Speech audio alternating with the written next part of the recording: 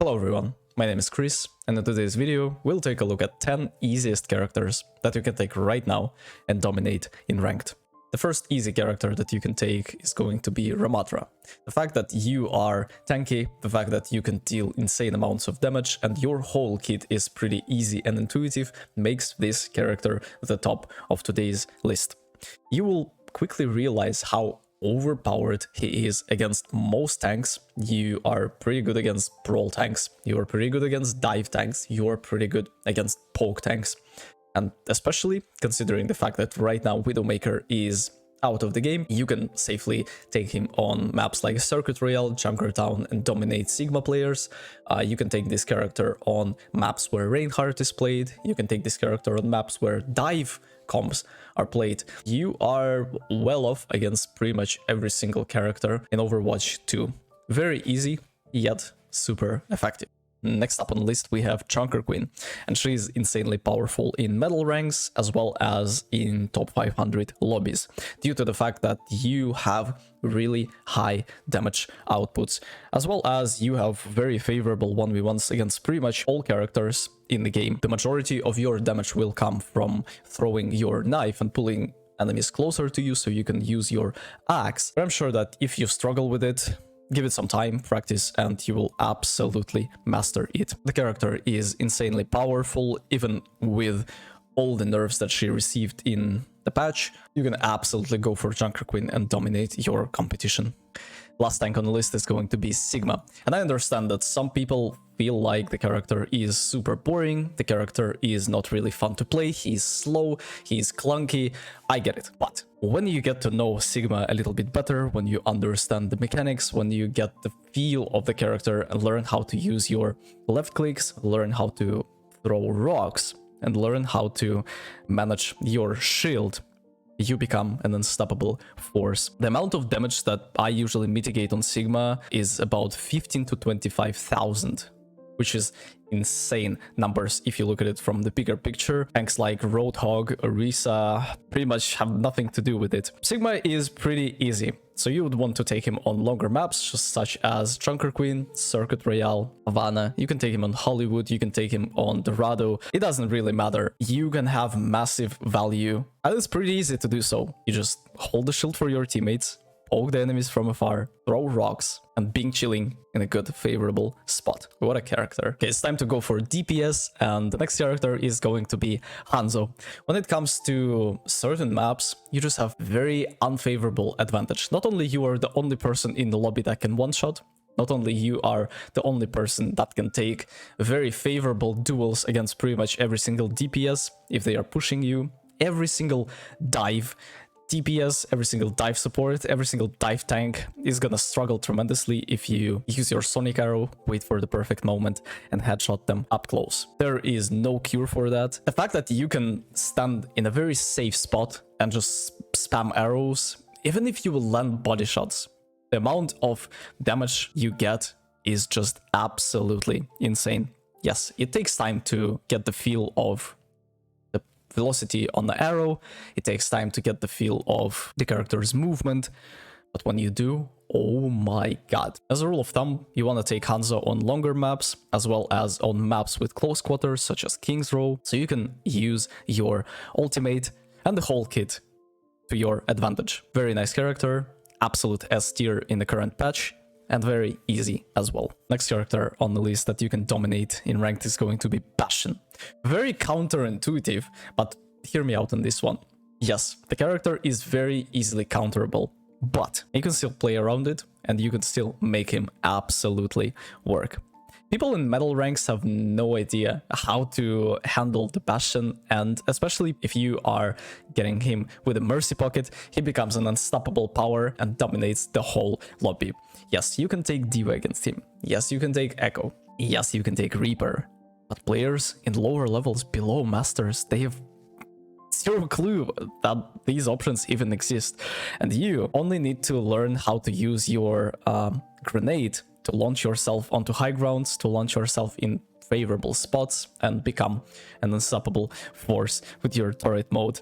Very fun to play, very easy, literally takes only a bit of skill in terms of your aim. His mechanical side is pretty simple, and I love Bastion. Next up we have Torbjorn, very counterintuitive hero choice, but when you get to know cheeky turret spots, when you get the feel of your left click and right click, where you get the feel of when and how to use your E, oh my god, this character stands at 54% win rate across all the ranks and regions, and I have no idea how and why.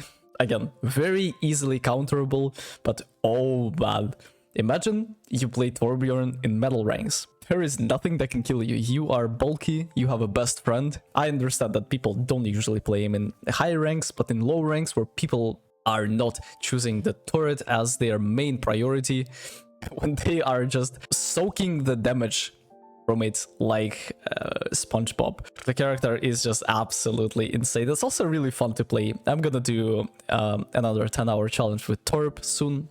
Big fun. Last character in the DPS category is going to be Reaper. Very counterintuitive choice. And when I was doing my 10-hour challenge, I was a little bit biased before I started doing that, simply because I'm like, yo, Reaper? Seriously?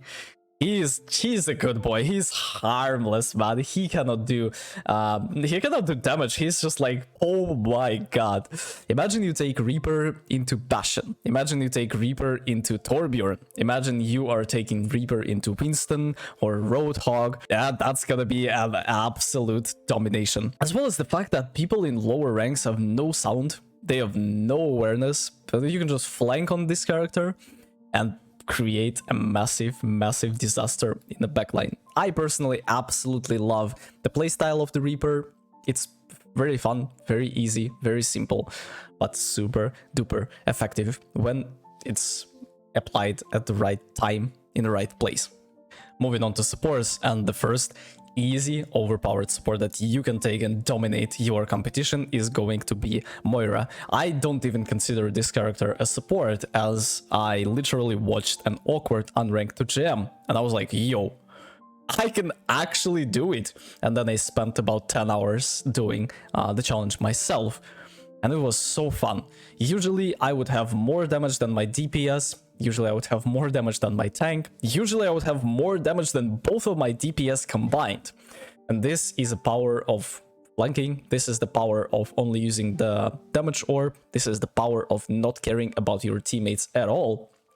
But instead of helping them directly with your heals, you are going for a flanking playstyle and you are helping them out by damaging your opponents. And by damaging your opponents, you are essentially healing your teammates, because wounded enemies have no way to deal damage.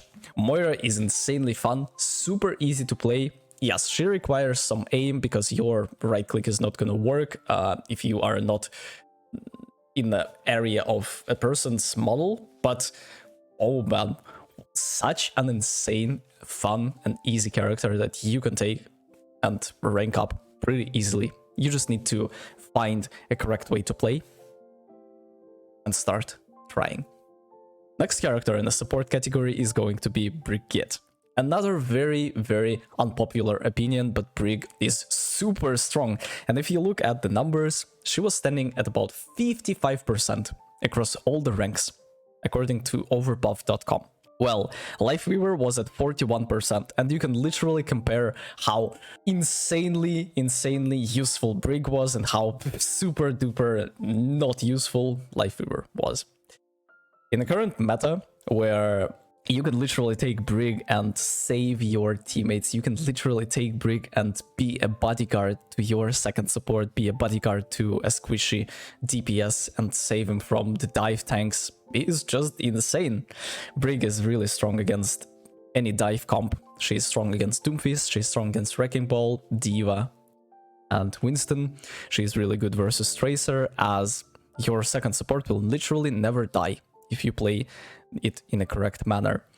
She's super fun and cool to play, as well as she requires zero aim. You need to only learn how to land your whip shots to keep the inspire up, but other than that, that's it. Character is super fun, but you need to spend time learning her to make her easy and understand the mechanics in your head first to then dominate the ranked.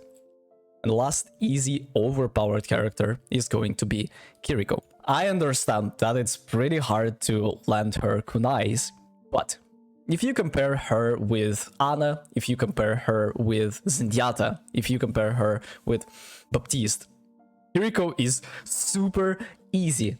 You can flank, you can 2-tap enemies and TP back to your team. You can TP and save your team with a cleanse, which is, I feel like, insanely overpowered ability. Your kunai does 120 damage to the head, which is insane. And you can stand your own ground against tracers, you can stand your own ground against widowmakers, and make a lot of space for your team. You have a very small model, and it's pretty hard to hit, and I would suspect in metal ranks you're just gonna be untouchable. That's how overpowered this character is in the current meta. Very fun to play, very easy to heal, very easy to deal damage. Highly advise you to try her out yourself. That's gonna be it for today's video. See you in the next one. Take care.